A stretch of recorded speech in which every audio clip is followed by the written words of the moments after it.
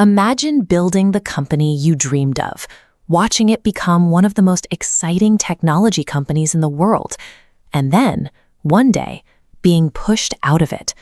Not as an employee who failed an interview, not as a young person who couldn't find a job, but as the co-founder of the company itself.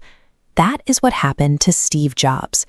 In 1985, at only 30 years old, Jobs lost his operational control at Apple after a brutal power struggle with the company's leadership. Think about that. You build something, you pour your identity into it, and then the people inside your own company decide they can continue without you. For most people, that would be the end. For Steve Jobs, it became the beginning of the second act, because the man who left Apple in 1985 was not the same man who returned more than a decade later. And the most important part of the story isn't the iPhone, it isn't the iPod, it isn't even Apple. It's what happened while Steve Jobs was away. To understand the fall, we have to go back. Apple had exploded onto the technology scene.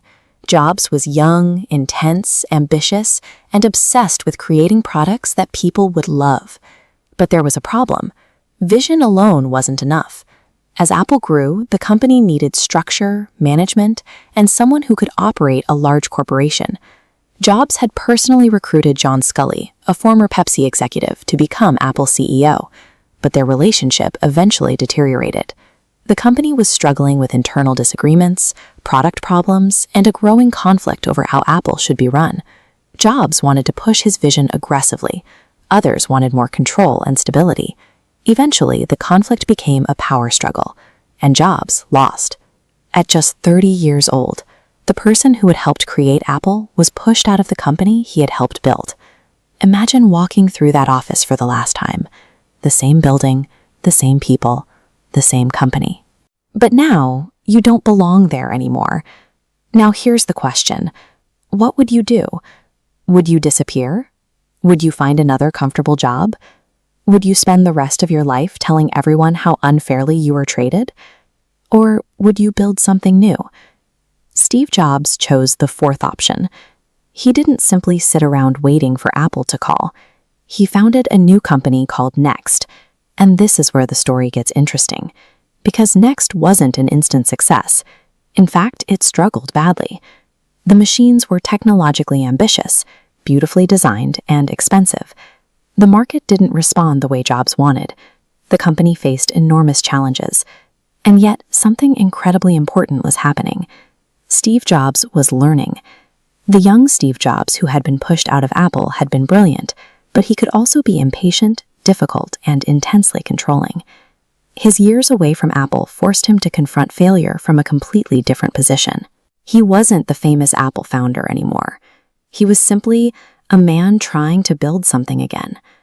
And then came another unexpected chapter, Pixar. Jobs purchased what became Pixar's computer graphics division and continued investing in the company during years when its future was uncertain.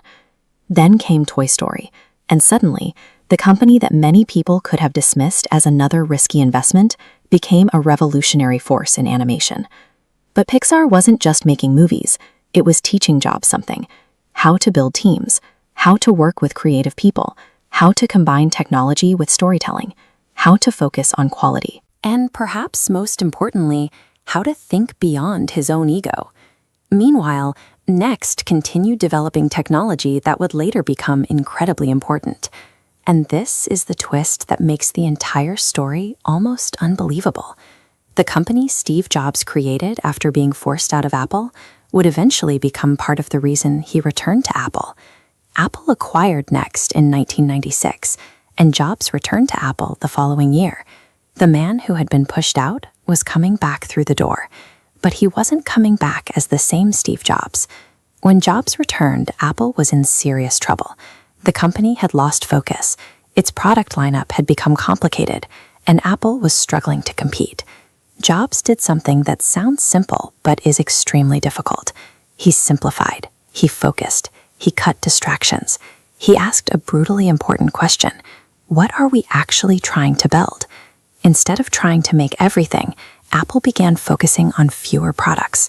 And then came the products that changed everything: the iMac, the iPod, the iPhone, the iPod. Apple's transformation became one of the most remarkable corporate comebacks in modern business history.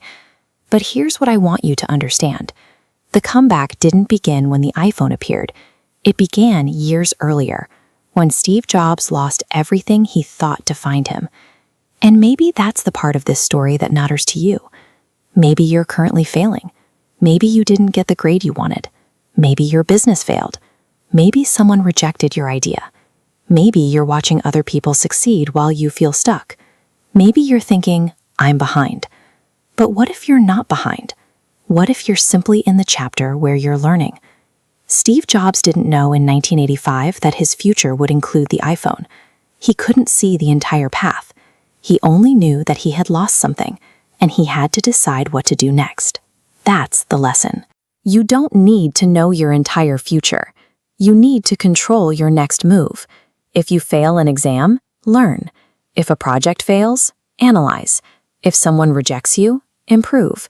If your first business fails, build another. If people don't believe in your idea, let your work become the evidence.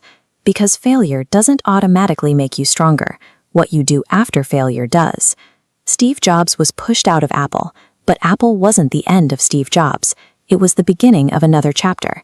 NeXT taught him. Pixar challenged him. Failure humbled him. And when he returned, he brought everything he had learned with him. So remember this the next time something goes wrong. You might think you're losing. You might think the door has closed. You might think your story is over. But maybe you're simply being forced to write a different chapter. The student who fails today can become the entrepreneur who succeeds tomorrow.